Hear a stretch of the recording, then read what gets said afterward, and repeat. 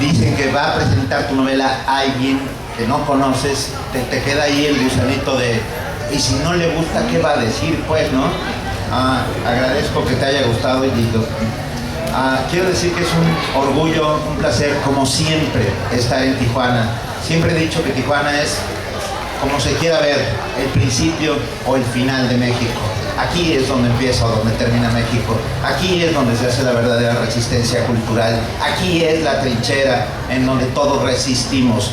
Si Tijuana cae, caeremos para abajo hasta Yucatán. Entonces, siempre digo que Tijuana es como mi segunda casa. Es la primera vez que la feria se hace en este espacio. No, ya es la tercera vez que se hace en este espacio. A mí siempre me había tocado sobre la revolución, pero creo que el lugar está muy bien y que las salas quedaron maravillosamente. Les agradezco a todos haber venido. Polvo es un poco lo que contaba Carla. A partir de, yo soy un poeta que de repente se dio cuenta que a menos de que seas Ulises o Bertolt Brecht, difícilmente podrás contar una historia compleja por medio de la poesía. Digo Ulises, pensé, Homero o Bertolt Brecht, difícilmente podrás contar una historia compleja por medio versificada, por medio de la poesía. Entonces di el salto mortal a la narrativa,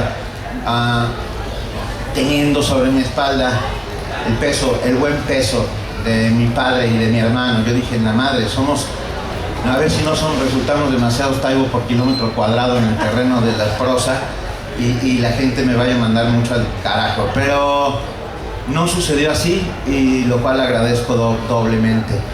Siempre quedó un pequeño lugarcito en los estantes de los amigos para tener una nueva novela de un poeta.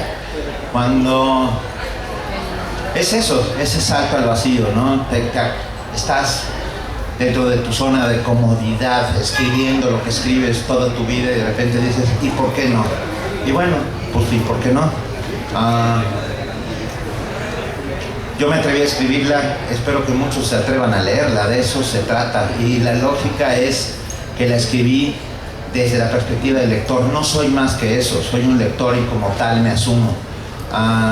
E intenté que se reflejara esta lógica dentro de la estructura narrativa de la novela. Está llena de referencias, de viajes cruzados, de historias personales.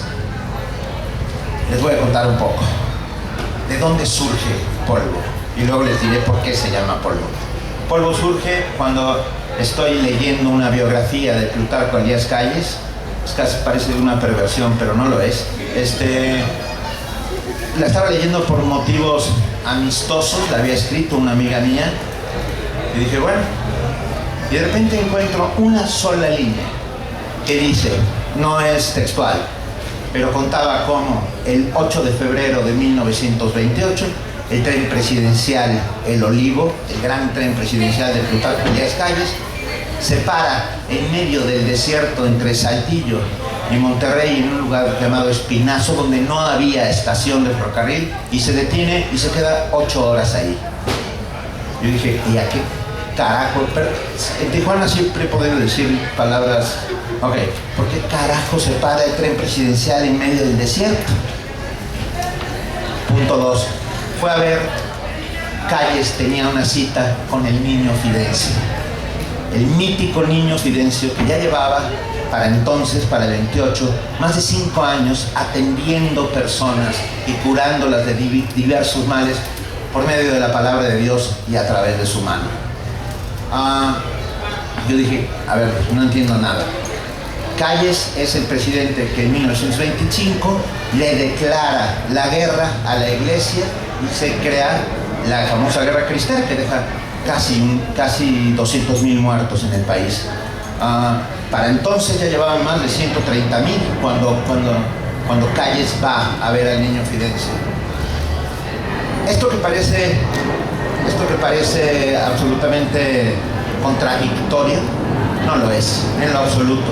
Tiene que ver con el sincretismo cultural, tiene que ver con cómo estamos hechos los mexicanos.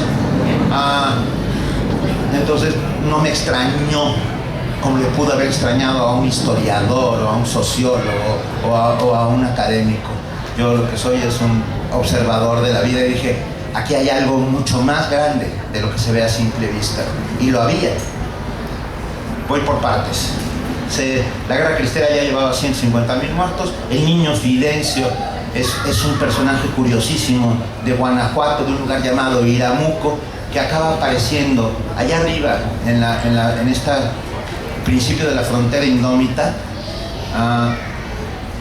y hace una especie de comuna cedida por otro personaje llamado Teodoro von Bermich, que era el dueño de toda esa franja del desierto donde había minas de estaño, y se la cede este lugar, el lugar llamado Espinazo, Nuevo León, porque a él lo cura, a Teodoro von Bermich lo cura de un tumor en una rodilla. Hay un charco con agua sulfurosa, hay un pirul y no hay nada más. Es lo poco que hay en Espinazo, Nuevo León, y hay mucho polvo, el polvo del desierto, polvo grisáceo que se te mete en todos lados. Y empieza a curar, y más de 120,000 personas estuvieron entre el 23 y el 28, entre el 24 y el 28, yendo a ser curados por el niño Fidencio. El niño Fidencio, José Constantino Cíntora, rompía una botella y sin más agarraba un trozo de esa botella y abría el cuerpo de una persona, le sacaba un tumor, le echaba salivita, un poco de algodón y le decía vete, y el otro se levantaba y se iba. Quitaba cataratas con los dedos, tenía fórmulas extrañas, curiosas, que tenían mucho que ver con la fe, pero también con la hipnosis colectiva. Se subía encima de la única casita que había en Espinazo, que era su casa, con un cajón de manzanas, y tiraba las manzanas a la gente, y aquel que era tocado por las manzanas inmediatamente se curaba de cualquiera de sus posibles males. Mucha gente considera que la obra del niño Fidencio es milagro. Yo no la quiero llamar así, yo la quiero llamar causalidad, yo la quiero llamar fe desde el otro punto de vista, no el religioso, sino el punto de vista científico, porque hay fe científica, que es la que más me gusta en la vida. Y volvemos otra vez a los sincretismos culturales. Creemos fielmente en la ciencia, pero por si acaso llevamos a San Judas Tadeo en la bolsa, no vaya a ser que la ciencia falle, ¿no? Debajo de cada gran catedral que hay en este país hay un templo prehispánico, y yo no estoy seguro si los que van a rezar le están rezando a los de arriba o a los de abajo, a los del Mictlán.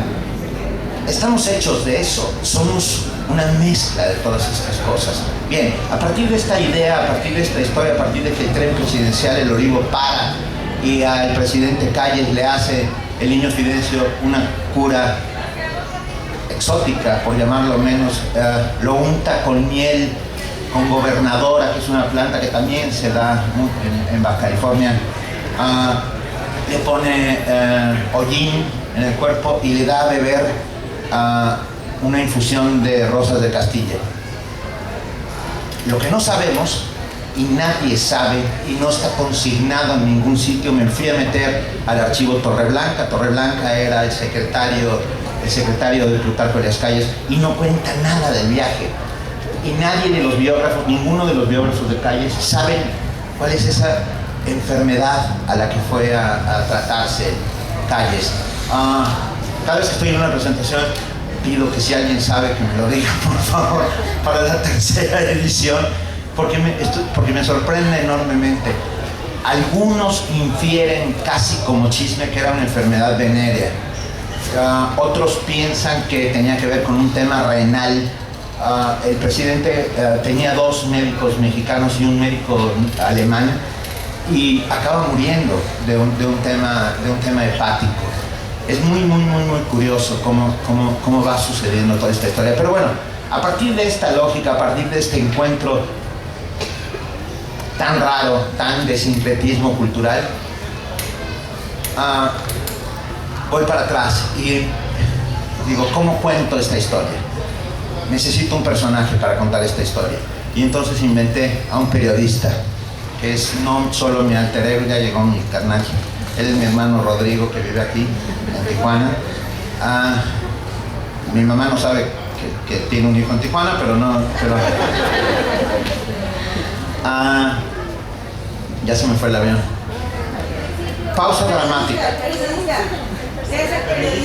Entonces invento un periodista que es no solo mi alter ego, sino el alter ego de todos los periodistas. Es un gran homenaje al periodismo, porque vengo de una familia de periodistas, desde mi bisabuelo, mi abuelo, mi tío abuelo, mi padre, mi hermano, yo mismo, todos somos periodistas y lo consideramos el oficio más bello del mundo, porque tiene una singularidad especial, porque un periodista es los ojos del que no puede estar ahí para verlo, los oídos del que no puede estar ahí para escucharlo, y en algunas maravillosas ocasiones el vehículo para hacer justicia. Es un oficio en el que no solo se juntan las palabras, sino que se juntan la verdad, y eso es lo que se pretende, ¿no? Mostrar la verdad tan cruda como es para que todos los demás tengan la oportunidad de conocerla. Pues ahí está, inventa el periodista. Un periodista del cual no les voy a decir su nombre porque no tiene nombre. Un periodista que nace a principios de siglo en Acapulco, Guerrero. O sea, la novela se va complicando conforme la voy contando y conforme ustedes la irán leyendo. Nace en Acapulco, Guerrero, a principios del siglo XX. Es un apasionado del cine y algo más, y algo muy importante. En 1919, el primer ayuntamiento socialista que hubo en este país, el primero, y no fue en Yucatán, porque ahí lo que fue la gobernatura. El primer alcalde socialista que hubo en este país fue Juan Ranulfo Escudero en el puerto de Acapulco. A partir de la Liga de Estibadores de Mar y Tierra del muelle de Acapulco, que descargaban los productos que venían desde Oriente, se hace un sindicato, y ese sindicato acaba convirtiéndose en el Partido Obrero de Acapulco. El Partido Obrero de Acapulco gana las primeras elecciones de alcalde y es el primer alcalde socialista, Juan Ranulfo Escudero. No les quiero contar mucho más porque se las voy a estropear, y no les voy a estropear la novela, sino la historia, porque finalmente esa historia, como muchas de las historias que se cuentan en polvo, son ciertas. Juan Ranulfo gana la presidencia, lo matan 3 veces. Si quieren saber por qué, tendrán que comprar la novela. Y el periodista se convierte en su escudero, se convierte en el escudero de Escudero, ya que estamos en los juegos de palabras, en una especie de secretario correveidil, de guardaespaldas a su muy tierna edad, a los 17, 16 años, y se convierte en guardaespaldas de este maravilloso personaje llamado Juan Ranulfo Escudero. Solamente un par de anécdotas diciendo cómo se comportaba Juan Ranulfo Escudero para que ustedes vean el calibre y el tamaño del personaje. De las primeras cosas que hace es obligar a que se unifiquen los precios en el puerto. Toda la maquinaria de abarrotes del puerto de Acapulco estaba en manos de los gachupines, de los españoles, y hacían lo que querían. Eran, con la lógica de las tiendas de raya porfiristas, no vendían a los precios que querían, tenían asalariados a los cuales les cobraban con el sistema porfirista, entonces eran una especie de esclavos. Y Juan Ranulfo hace que se unifiquen los precios. Crea una nueva policía en la cual las órdenes son absolutamente claras, y si cualquier policía es encontrado borracho es inmediatamente sacado de la corporación, la policía municipal. Si cualquier policía hace un acto de corrupción es inmediatamente expulsado de la corporación. Si tuviéramos hoy a Juan Ranulfo Escudero, el país no estaría como está, tan de la chingada, pero bueno.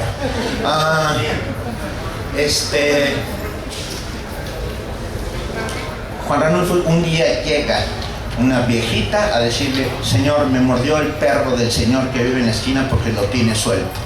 Entonces Juan Ranulfo mandó a 2 policías, agarraron al señor, lo metieron a la cárcel hasta que le pagó una indemnización y la cura a la mujer, con la salvedad de que el señor era su padre, el padre de Juan Ranulfo Escudero.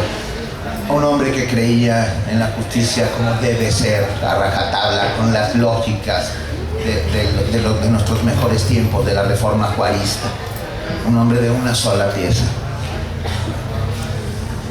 ¿Me van agarrando la onda? Va. Este periodista tiene que salir después de la tercera muerte de Escudero, tiene que salir del puerto. Y no les voy a contar cómo muere la tercera vez porque tendrán que leer la novela. Va. Sale del puerto y llega hasta la Ciudad de México, en donde se convierte en reportero de un periódico liberal de la capital mexicana. Habla de cultura, habla de recepciones, saraos, banquetes, habla de los circos que llegan a la Ciudad de México. Estamos hablando de los años 20, principios de los años 20. Pero de repente empieza a hablar de los curas y entonces es rápidamente amenazado por los cristeros de que le van a cortar las orejas. Entonces su jefe de redacción le dice: ¿sabes qué? La cosa está muy dura, te voy a mandar. A ti que te encantan las exotiqueses, quiero que vayas a descubrir quién es un tal niño Fidencio que vive en un lugar llamado Espinazo en el municipio de Mina, Nuevo León. Y ahí va. Y se va en un viaje en tren alucinante durante 3 días hasta llegar a Espinazo a intentar descubrir quién es este hombre. Y se queda alucinado de lo que ve, porque estoy hablando de un periodista liberal, ateo, que no cree en los milagros, pero que ve cómo filas de personas que cojean de repente vuelven a caminar, o cómo gente con una catarata en el ojo vuelve a ver, o cómo esta especie de hipnosis o histeria colectiva genera curaciones masivas, y no pueden hacer lo menos que yo espero de cualquier otro periodista, que es asombrarse. Y a partir de la lógica del asombro, contar. Y eso es a lo que nos dedicamos, a contar. Entonces el periodista empieza a contar lo que ve, sin meterle halos de fantasía, de misterio o de religión alrededor, sino simplemente contar lo que va viendo todos los días en Espinazo, Nuevo León. Paralelamente, porque es ya bastante desmadre la novela, pues no, paralelamente cuento la historia de un mago que, por motivos que tampoco voy a contar, acaba convirtiéndose en asesino serial de curas. Ese sí es mi verdadero alter ego. No el periodista, sino el asesino serial de curas. Estamos al borde, y lo estoy diciendo en serio, al borde de una nueva guerra cristera en este país. Los cardenales, los obispos salen con una... ¿Hay obispo en Tijuana? Sí. ¿No importa? Ok. Bueno, pero hay 2 cardenales y 2 obispos decentes en este país. Uno de ellos está en Saltillo, es Raúl Vera, el otro es Pero bueno, no voy a hablar más de un obispo que no conozco. Están saliendo de sus iglesias y de sus púlpitos a meterse en política, rompiendo con todos los preceptos constitucionales, con el artículo 123 y todos los que están alrededor. Entonces, bueno, creo que lo que están haciendo es moviendo el panal demasiado. Al final acabará pasando algo grave.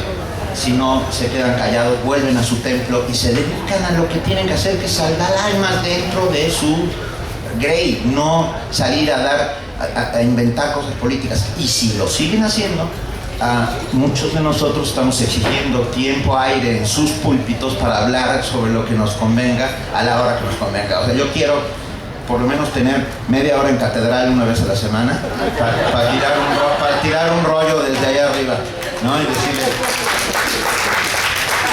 me parece elementalmente justo. Esto que estoy contando que está pasando hoy pasó mucho más gravemente en 1924 y 25, que es cuando comienza la Guerra Cristera.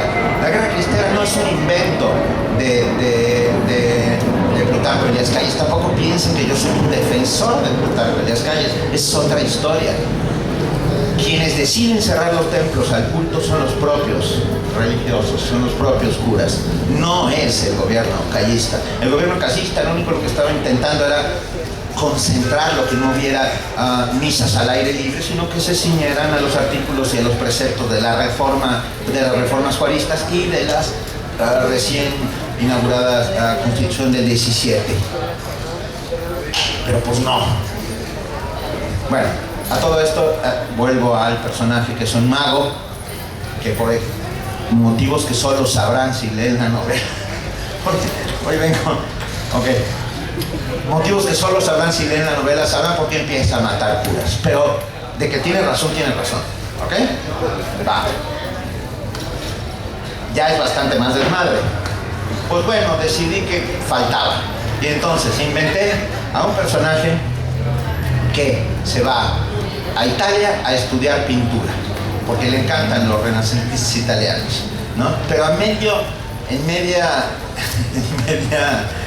carrera de pintor de pajaritos y bosquecitos y la chingada, dice, no, esto no es lo mío. Y lee un día un panfleto y se enamora del personaje. Y el personaje es un hombre llamado César el Hombroso. Todo lo que estoy contando es cierto, perdón, sí es muy alucinante, pero me cae que está contado parejito, o sea, sí tiene una lógica. César el Hombroso es el hombre que a principios del siglo XX desarrolla los preceptos de la antropología criminal moderna en Turín, en Italia. El hombrosianismo fue una moda antropológica, una ciencia que se basó en preceptos científicos para poder descubrir las causas atávicas del mal por un lado e incluso la maldad en el rostro de los hombres. Lombroso decía que podía, viendo a alguien, decir, tú tienes ese ojo que ve un poco hacia allá, los labios sexuales, como él los llamaba, las cejas cortas, por lo tanto eres un asesino serial en potencia. Alucinante, no eras tú, querida, era solo. Tan alucinante como eso. Y fue haciendo los fenotipos del criminal, y ahí les va la parte más bonita, que luego son usados en los años 50 del siglo pasado por el FBI para crear los serial killer numbers, o sea, cómo son las actitudes y las formas de pensar de los asesinos seriales. Pero esto era una locura, pues no puedes decir ese que tiene. Yo estoy convencido, y además siempre lo he dicho, que a lo mejor el que tiene cara de malo es el que te puede salvar la vida, y el verdadero ojete se parece muchísimo al hijo de Hank y tiene cara de buena persona.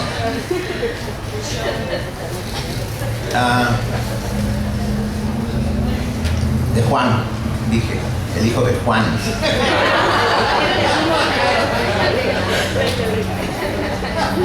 Bueno, pues entonces el pintor de pajaritos y de fuentecitas se convierte en el primer antropólogo criminal mexicano, que regresa a México y por ser el primer antropólogo criminal mexicano se convierte en el ojo de los servicios secretos callistas para ir en las avanzadas de las giras presidenciales a ver si había anarquistas, monárquicos, mochos, locos que pudieran atentar contra el presidente de la República, señalarlos y decir, ese está clarísimo que ese es un anarquista, porque sonríe y la barbita de candado y el ojo hacia la derecha y los lentes, ese es un anarquista.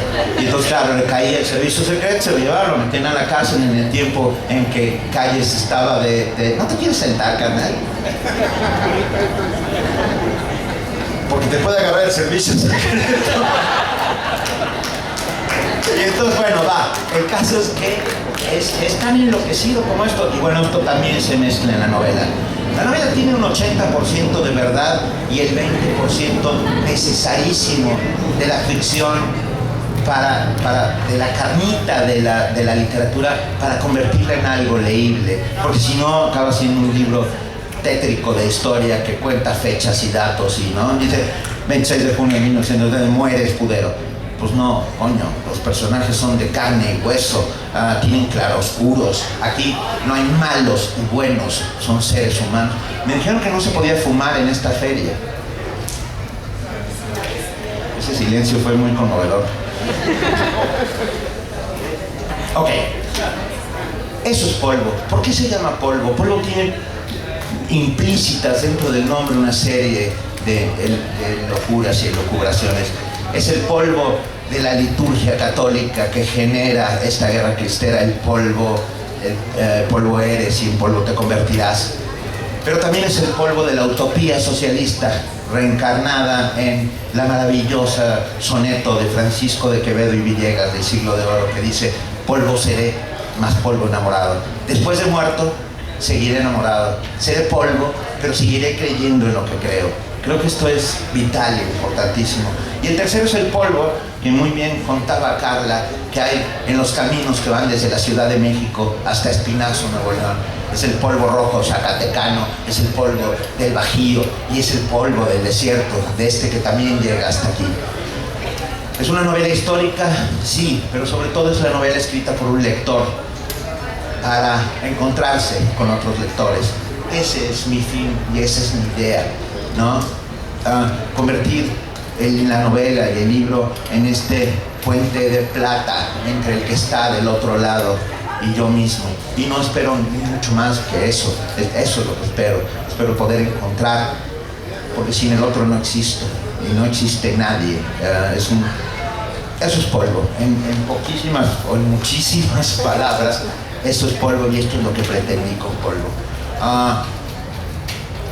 Me preguntaron si iba a escribir una segunda parte. La editorial, después de leerla, me dijo: ¿y vas a hacer la segunda parte? Y le dije: claro que no. O sea, y ahora estoy escribiendo otra novela que espero presentar aquí el año que viene si me invitan y si dejan fumar, que trata sobre la educación sentimental. Y déjenme contarles tantitito. Se va a llamar Persona Normal y es un tratado sobre cómo hacer de un niño una persona no normal, sino una buena persona. Las personas normales acaban trabajando en los bancos, en la PGR,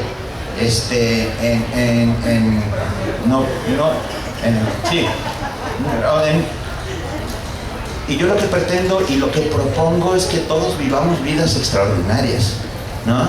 A pesar de que tengamos una vida que sea como tiene que ser. Y la única manera de tener vidas extraordinarias es moviendo un pie hacia adelante, siguiendo la utopía, viéndola 10 pasos más allá, caminándolos y descubriendo que está 10 pasos más allá.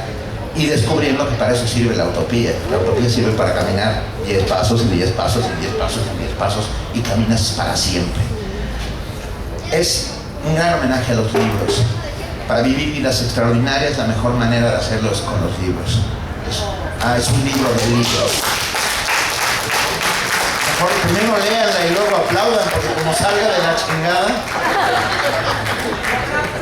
Y es eso, lo que no yo, y empieza con una cita de Oscar Wilde que dice: no deberías vivir con nadie que te trate como si fueras una persona normal. Y yo estoy de acuerdo, yo no quiero ser una persona normal. Yo no quiero ser uno de esos ovejitas blancas que caminan hacia el matadero mientras nuestros políticos dicen las barbaridades que dicen. Y además porque estoy convencido de que la literatura salva, y eso lo digo todo el tiempo. Estoy convencido que si un niño o un adolescente lee Las batallas en el desierto de José Emilio Pacheco, que si un niño o un adolescente lee el diario de Ana Frank, difícilmente se convertirá en un sicario a los 18 años, porque sabrá el valor de la vida del otro, porque podrá verse reflejado en el otro. A la larga, al final, todos somos una niña judía escondida en una guardilla esperando a que lleguen los lobos. Y la literatura puede salvarnos de eso. Estoy convencido de ello, totalmente convencido. Por eso hay que crear una educación sentimental, por eso hay que hacer que... Ya estoy tirando un rollo. De eso estoy escribiendo y creo que tenemos 10 minutos para que ustedes pregunten lo que se les ocurra, si tienen algo que preguntar. Muchísimas gracias. Tenemos media hora, de hecho. ¿Cómo? Tenemos como 20 minutos todavía. Puedes seguir hablando. No, todo lo vamos a disfrutar. Si gusta alguien, si alguien tiene una pregunta o tiene un comentario que hacer. Que nos dejen fumar ya. Un voto a favor. ¿Cuántos más?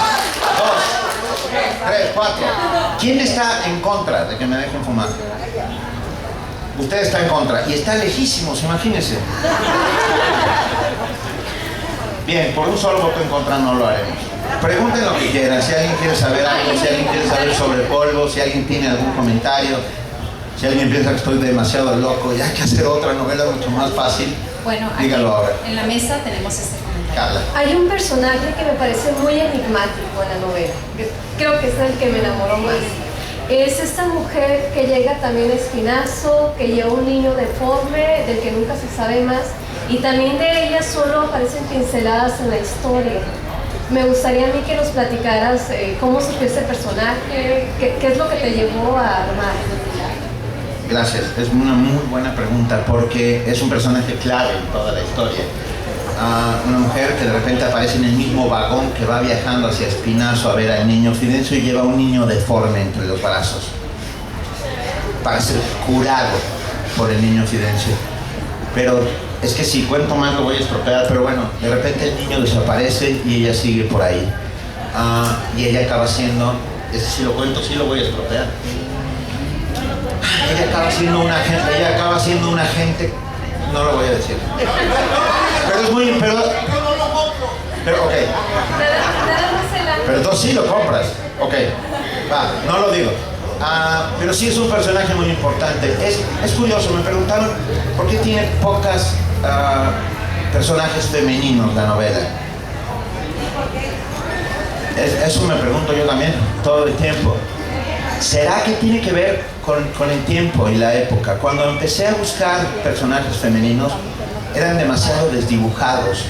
Mentira, hay otro personaje importantísimo, que es Regina Landa, que está basada en una historia real también. Regina Landa es la primera sufragista mexicana, no se llama así, es un nombre ficticio, pero es la primera mujer que empieza a propugnar por el voto para las mujeres en los 20s y se logra hasta, ¿recuerdan cuándo vota por primera vez la mujer en este país?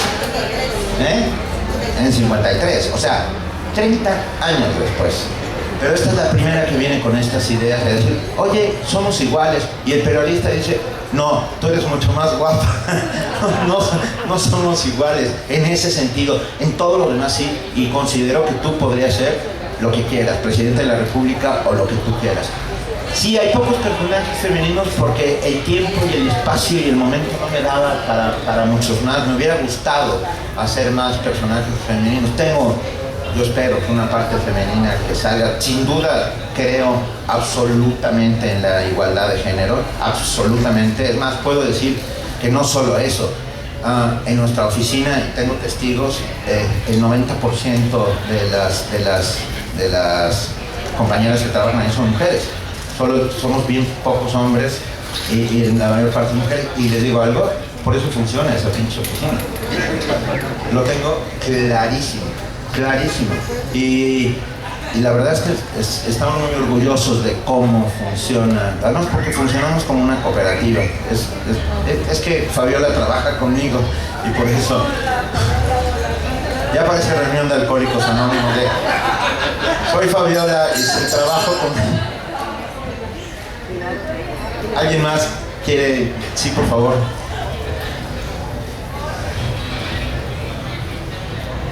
Nada más déjame verte la cara, por favor. Ya. Me gustó, nunca lo había escuchado, ¿no? Y la manera como está contando su novela, así con espacios, lo hace de manera muy agradable. Como que también incluso para niños, como que atrae también. Me hizo sentir niño, o sea, sí tiene esa gracia como para contar las cosas. Mi pregunta es, si cuando se detiene el tren en ese tramo, ¿no? Con el niño milagroso, no cabe atrás la posibilidad de que Calles buscaba la reelección o andaba en campaña, andaba en campaña, buscaba la reelección, si cabe la...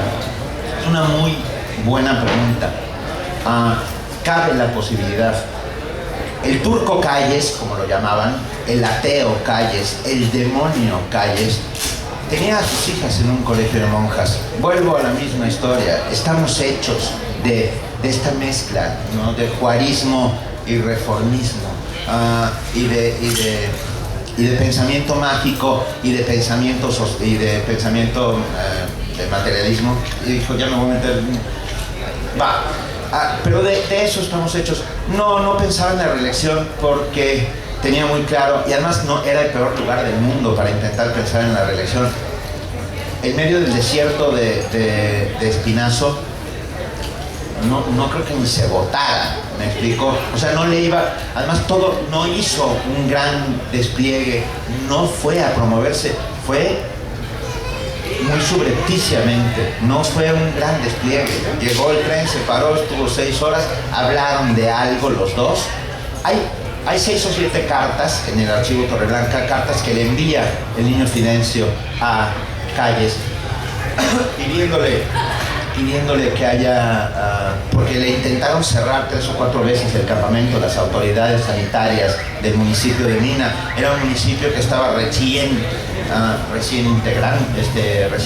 formándose, y las autoridades sanitarias, imagínate el alcalde de Mina, Nuevo León, cuando de repente dice, ok, esta es la capital del municipio y esto es Espinazo, y Espinazo era un campamento al aire libre donde había desde leprosos, a los cuales, esa es otra parte maravillosa, la parte mágica del niño Fidencio, de cómo nombra y renombra las cosas, que son entre poéticas y alucinadas las cosas que dice. La casa donde, porque además el niño Fidencio era milagroso, pero no era ningún imbécil, todo lo contrario. Aisló a los leprosos en una casa, pues la lepra se transmite por contacto, entonces, y la llamó la colonia de la dicha, ¿no? En el único pirul que les conté que había, el charco milagroso era el charquito. Hoy por hoy se siguen haciendo curaciones milagrosas en el charquito sulfuroso. Y las cajitas, que es como los mediums que reciben al espíritu del niño Fidencio y curan por medio del niño Fidencio, son cajitas, porque son esas cajas receptoras del espíritu de Fidencio. En el único pirul que había, él colgó un columpio y llamó a esta mezcla de pirul y columpio el círculo cuadrado. Fíjate que ¿y qué hacía en el círculo cuadrado Fidencio? Se balanceaba con locos sobre su regazo, ¿ok? Y de repente, en lo más álgido del balanceo, los soltaba y caían al suelo, ponían unos putazos espectaculares, pero muchos de ellos como que volvían a la normalidad, o a la normalidad aparente. Bien, estudios neuropsiquiátricos de los años 70 y 80 demuestran que el balanceo hace que la sinapsis cerebral, fíjate hasta dónde, o sea, ¿qué tenía Fidencio? Fidencio tenía una especie de sentido común, veía un poco más allá, sabía más que nadie de plantas y animales y hierbas y potajes. O sea, en ese sentido es asombroso y maravilloso. No creo que Calles buscara la reelección, ni muchísimo menos. Piensa que además hay 2 movimientos en su contra que también están contados en la novela. Uno de ellos es el intento de asonada del general Alzheimer, ustedes lo conocen.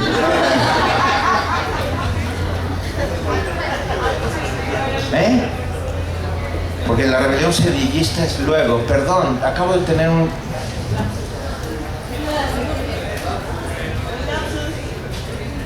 No se llamaba lapsus. Qué bárbaro soy, pero bueno. Bueno, lo fusilan inmediatamente, y fusilan a los 2 que están cercanos al teniente coronel, que luego es general. No había un intento de reelección, había más bien las ganas de curarse de esa enfermedad misteriosa que nunca supimos de qué se trataba. ¿Alguien ha estado en Espinazo, Nuevo León? Hoy por hoy se siguen haciendo 2 veces al año festividades alrededor del niño Fidencio, y se sigue curando y ya se vende embotellada el agua del charquito del niño Fidencio que cura todos los males. ¿Alguien tiene un comentario o pregunta más? Además eres puma igual que yo, carnal, o sea que... Pues por eso me la puse hoy.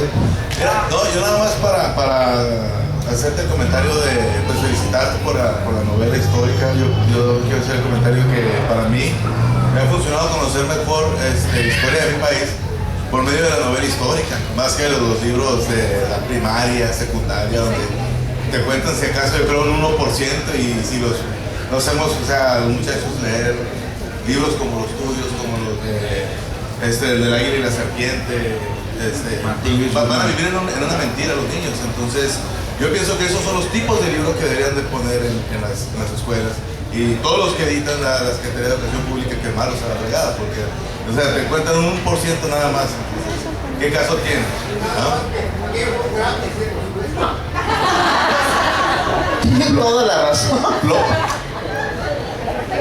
Y además, perdón, es de los pocos países del mundo que tienen texto gratuito, y tenemos que, esa es una de las grandes conquistas del México postrevolucionario que tenemos que defender con dientes y uñas, porque la posible privatización de la educación nos llevaría a la catástrofe más absoluta de todas.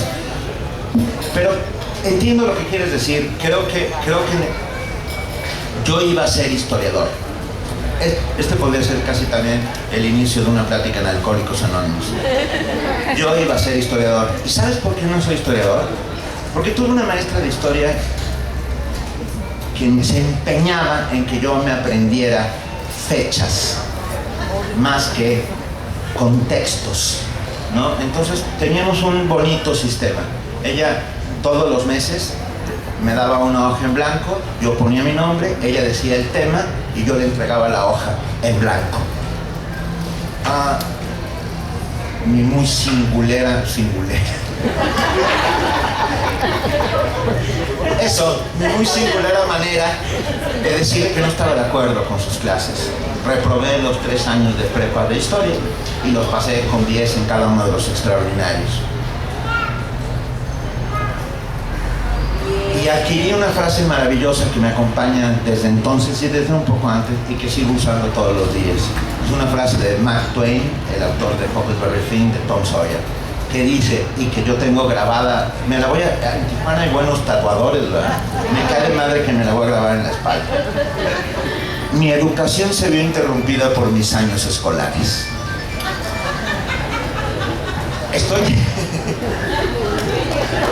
absolutamente convencido de no, sí. A ver, mi educación proviene de lo que están viendo ustedes alrededor, de las ferias del libro, de las bibliotecas de los amigos, de la posibilidad de descubrir. Me enseñaron muchas cosas en la escuela. Me sé todos los puertos del Pacífico, se los puedo decir. Aquí. Me sabía la tabla periódica de los elementos. Hazme reír. ¿Como para qué, carnal? Tú imagínate, me encantaría de... ¿Alguien tiene una pregunta? Sí. ¿Qué sigue después de bromo? No. Nadie me lo va a preguntar nunca, jamás. ¿No? ¿O cuál es el peso atómico del plutonio? Me vale madre. Por eso hay que generar, paralela a la educación formal, que es muy importante la educación formal, Rodrigo, porque si no tu madre me va a matar. Ok. La educación formal es muy importante, pero hay que generar paralelamente e inevitable e indispensablemente una educación sentimental. No necesitamos grandes ingenieros, necesitamos grandes ingenieros que sean buenas personas, ¿vale? Y esa educación sentimental la genera sobre todo... La literatura es un formador de educación sentimental. Si lees los 3 a ver, cuando yo leí El quehacer de Lenin, yo fui expulsado de un partido de izquierda que ya no existe hace muchos años, ¿ok? El quehacer de Lenin, para los efectos, es mucho mejor leer Robin Hood, ¿ok? Sirve para lo mismo, te das cuenta de la necesidad de la distribución equitativa de la riqueza. Además es mucho más divertido Robin Hood, la solidaridad, etc. A eso es a lo que voy. La educación sentimental tiene que estar aparejada a la educación formal para generar buenas personas. Yo estoy... Mañana a las 8 de la noche daré, creo que en este mismo espacio, ¿sí? En este mismo espacio, una conferencia que se llama Leer para Vivir, que trata sobre eso, de cómo la literatura salva y cómo uno se va así. Les voy a adelantar tantito. Tomás Eloy Martínez, uno de los más inteligentes escritores del siglo XX, argentino, autor de Santa Evita, una de las novelas más maravillosas que yo he leído en mi vida, decía esto: ¿Somos lo que hemos leído o somos, por el contrario, la ausencia que los libros han dejado en nuestras vidas? Cámara, es como frase bíblica de "y te chingas", ¿no? Pero es cierto, llegas a un momento de tu vida en que dices, cámara, no leí todo lo que pude haber leído o lo que tuve que haber leído para convertirme en otro, para poder ir más alto, más lejos, más fuerte, como el lema de los Juegos Olímpicos, ¿no? Pero dentro de tu cabeza. Y lamentablemente Cronos es un dios muy culero. No da marcha atrás, pues, ¿no? El tiempo se agota, se acaba y es irreversible. Por eso yo siempre ando diciendo, léete esto. Además creo en el karma. El karma es este sistema que tienen los hindús para que lo bueno se te regrese. A mí generalmente se regresa muy rápido. Hace rato regalé un libro y 20 minutos después vinieron otro cuate que yo no conocía, al cual se lo agradezco enormemente, y me regaló otro. Este es un buen karma que va generando la literatura. Y la literatura salva, estoy convencido de ello. Creo que me estoy colgando muchísimo, ¿verdad? Ok, pero no puedo fumar. ¿Alguien quiere saber algo más o nos vamos a fumar?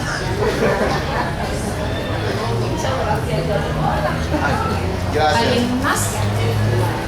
Bueno, quiero agradecer con un aplauso al maestro Benito Taibo y a Carla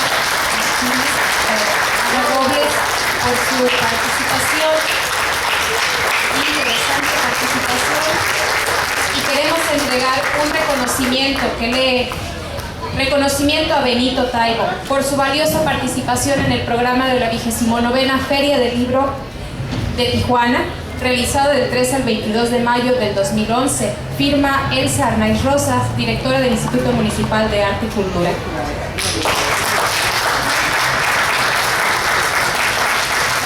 para Carla Robles, por igual. Muchas gracias a la maestra Carla Robles de la Universidad Autónoma de California por estar con nosotros. Y un agradecimiento a ustedes, público, por su participación y su presencia.